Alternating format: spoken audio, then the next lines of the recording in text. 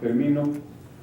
Simplemente creo que para honrar nuestra función y aprovechar estos nuevos instrumentos tan valiosos, tenemos que enfocarnos única y exclusivamente en prestar un mejor servicio de impartición de justicia a la sociedad.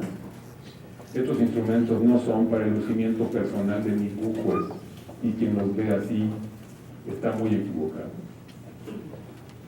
Y por otro lado, me parece que, aunque las virtudes judiciales son muchas, en este caso tendríamos que resaltar una: la prudencia. La prudencia en la utilización de estas nuevas herramientas y la prudencia en la ponderación y en el análisis de la defensa de los derechos humanos. Tenemos que defenderlos, claro que tenemos que defenderlos, pero que sea parejo para todos. Les agradezco mucho su atención.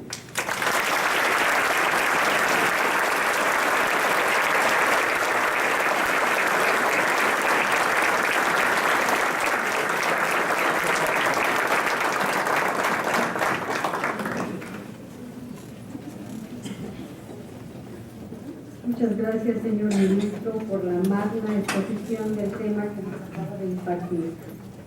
Si alguno de los presentes tiene alguna duda o pregunta que deseen realizar al señor ministro, se les suplica que sean breves, dado su agenda del ministro.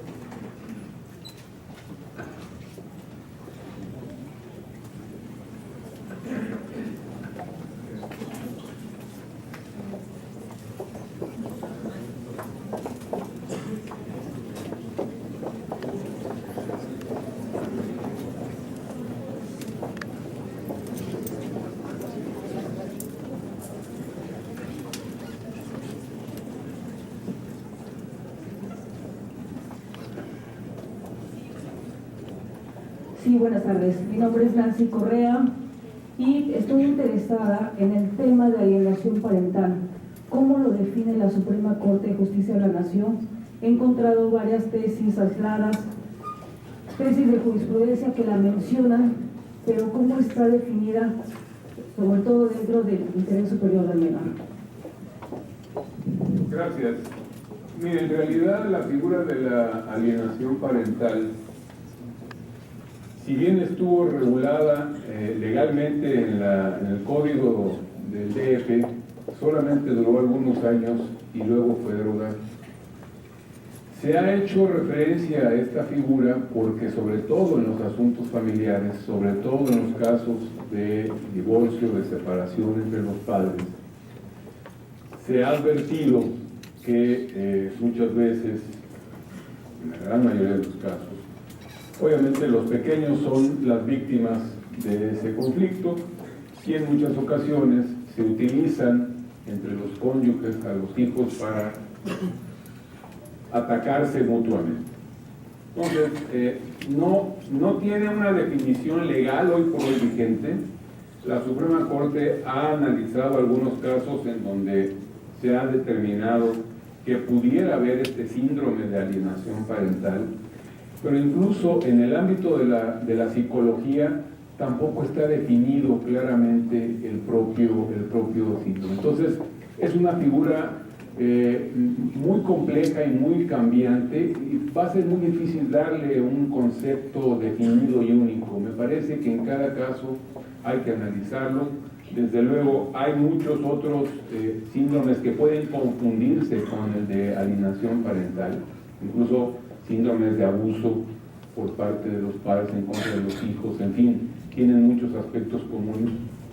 Pero yo le diría que no se tiene definido, no hay hoy por hoy una definición por parte de la Corte de este síndrome, porque, insisto, depende de las características y particularidades de cada caso concreto y las pruebas que existan en el expediente. Gracias por tu pregunta. ¿Alguna otra persona?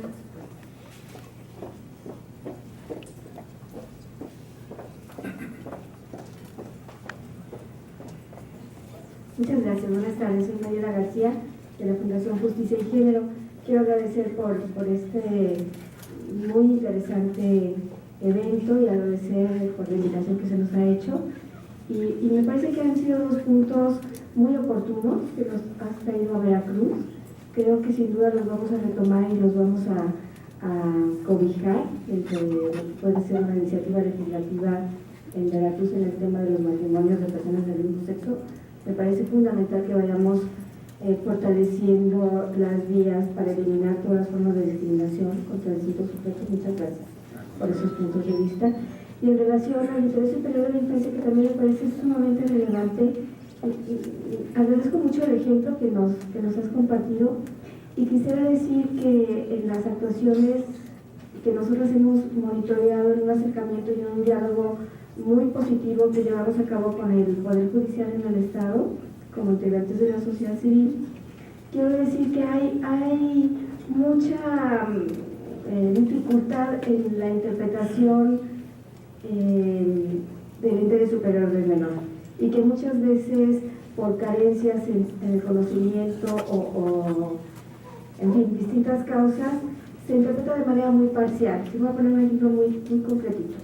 Hay, por ejemplo, en una situación de convivencia entre papá y mamá en relación a un menor, el padre o madre tiene a los hijos, no los lleva a la convivencia, pero hay una resolución judicial, hay medidas de apremio, que son 2, 3, que la tercera implica orden de aprehensión, y nos hemos encontrado en el monitoreo que hacemos de estas actuaciones que los jueces de muy buena fe establecen y dictan y dicen: no podemos llevar a cabo la tercera medida de apremio en el interés superior del menor, porque esto implicaría para el menor someterlo a una tensión muy grande cuando su padre o madre sea aprendido, ¿no? Entonces, a nosotros nos parece en ese sentido que falta una comprensión cabal de lo que significa el interés superior de la infancia, en el entendido primordial que es la garantía de la integralidad de los derechos de los menores, ¿no? Entonces, sobre este aspecto me parece que lo que nos has comentado ahora nos ayuda, sin duda, y que tendremos que profundizar más en este conocimiento, ¿no? Muchas gracias. Al contrario, gracias por los comentarios. Toca un punto muy importante y sobre todo los juzgadores que conocen de asuntos familiares, el tema de qué es en beneficio del menor y qué no es en beneficio del menor. Porque muchas veces se dice, a ver, en un juicio de divorcio, ¿qué es lo que le conviene al menor? ¿Que se declare el divorcio o que no proceda el divorcio? Muchas veces los jueces no tenemos los elementos necesarios para poder establecerlo. En principio se podría decir, bueno, es en beneficio del menor que sus padres se mantengan unidos, que no se disuelva ese matrimonio. Bueno, pero analizando los casos concretos, verdaderamente los que están recibiendo mayor daño de ese problema entre los cónyuges son los hijos, y entonces lo beneficioso para ellos sería que de una vez terminara esa relación tan problemática. Entonces, el tema del interés superior del menor tiene ese otro dilema previo, que es poder definir cuándo estamos actuando en beneficio de los menores y cuándo no sabemos si va a ser en su beneficio. Por último, ya les comparto porque me recordé ahorita otro tema muy interesante que nos llegó, relacionado con materia penal. Un delito que se persigue por querella, en donde son víctimas menores de edad, y la representante legal de los menores, la madre, otorga el perdón ante el Ministerio Público.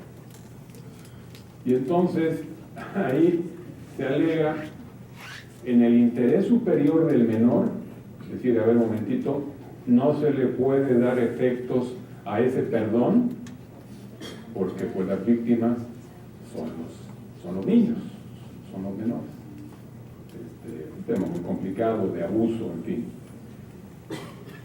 Y luego también dándole vueltas decía uno, bueno, pero ¿qué es mejor para esos menores?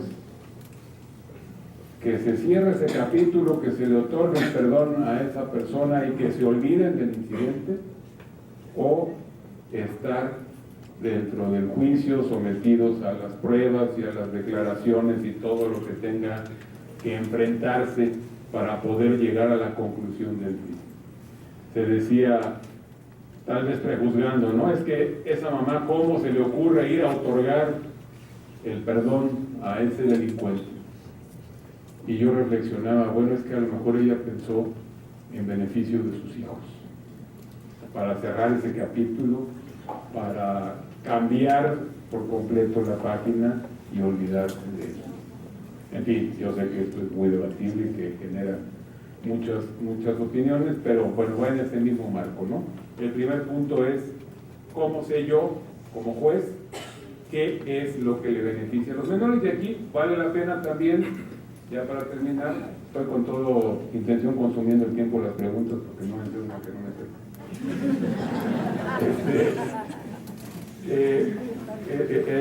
Muchas veces los jueces resolvemos sobre lo que es en beneficio o no de los menores con base en las pruebas que tenemos en el expediente.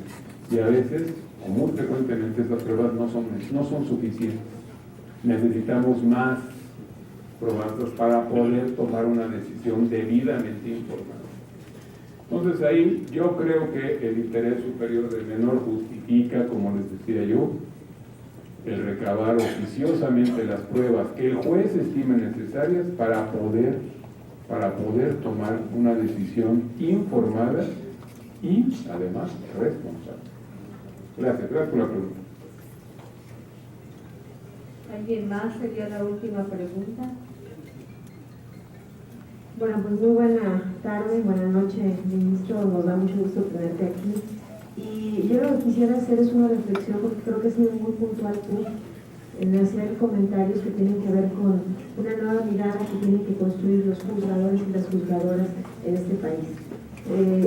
Estoy a cargo de la Dirección del Instituto de Acción de las Mujeres y junto con organizaciones de la sociedad civil, el Sistema Estatal para la Erradicación de la Violencia contra las Mujeres, hemos estado articulando esfuerzos con el Poder Judicial, también con la propia Procuraduría General de Justicia.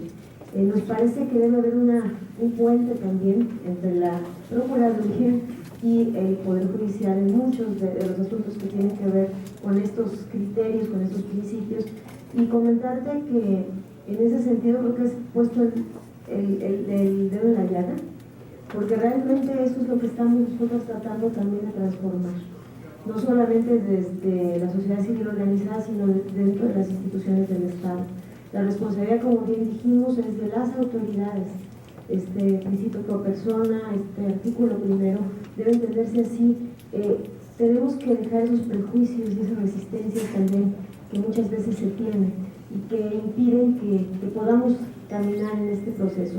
Actualmente estamos impulsando un seminario aquí muy interesante también, pero también hemos trabajado mucho en materia de órdenes de protección, por ejemplo, ¿no? Y ahorita un seminario de los derechos de las víctimas, por ejemplo, una guía y un protocolo de atención que se construyó también junto con el Poder Judicial, que me parece relevante porque tiene que ver también con la CEDAW, que para las mujeres, bueno, pues es un instrumento enormemente valioso, ¿no? Entonces, pues yo siempre quiero hacer ese reconocimiento y decir que pues estamos en la misma sintonía, que nos da mucho gusto que traigas estas reflexiones porque sin duda abonan para lo que ya Mayela, Nancy ha comentado, de la necesidad de construir una nueva mirada para juzgar desde los derechos humanos. Así que pues yo te agradezco mucho tu interés.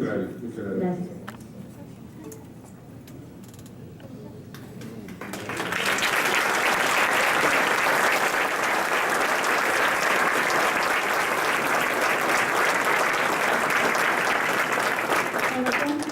Este relevante evento, el Consejo de la Judicatura del Poder Judicial del Estado, a través de la magistrada Emma Rodríguez Cañada, le dirigirá unas breves palabras y hará entrega de un reconocimiento al señor ministro Jorge Mario Pardo Rebolledo.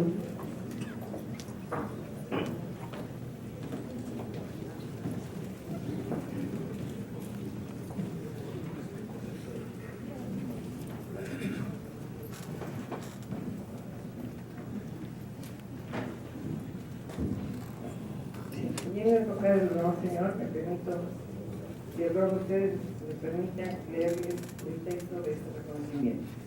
El Consejo de la Judicatura otorga el presente reconocimiento al doctor Jorge Mario Pardo Rebolledo, ministro de la Suprema Corte de Justicia de la Nación, por la conferencia magistral Aspectos relevantes en materia familiar, dictada el día 3 de octubre. Firma el señor magistrado Alberto Sosa Hernández, presidente del Tribunal Superior de Justicia y del Consejo de la Judicatura del Estado de Veracruz.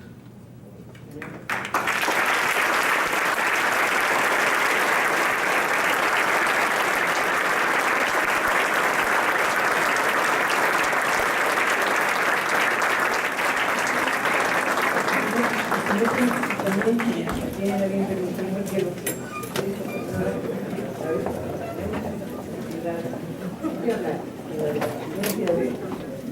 señor ministro, quiero decirles que este ha sido un momento muy importante para la institución por la presencia del señor ministro Pablo Rebolledo. El derecho exige 3 compromisos: pasión, dedicación y esfuerzo, y nuestro conferencista ha demostrado que los posee de sobra. Tiene una enorme pasión por el mundo de lo jurídico que conduce al valor más alto que es la justicia. Tiene también como elemento esencial la dedicación con el esfuerzo de ver en el estudio el único sendero para ver a las normas en todo su esplendor.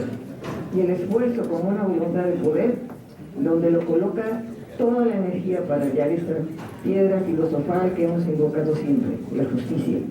Así que, oyendo sus palabras, su trayectoria que tuvo oportunidad de enterarnos es extraordinariamente vasta, pues quiero que nos ha convencido que eso que hemos pedido y que hemos considerado de 3 bases, él las tiene de sobra. Muchas gracias por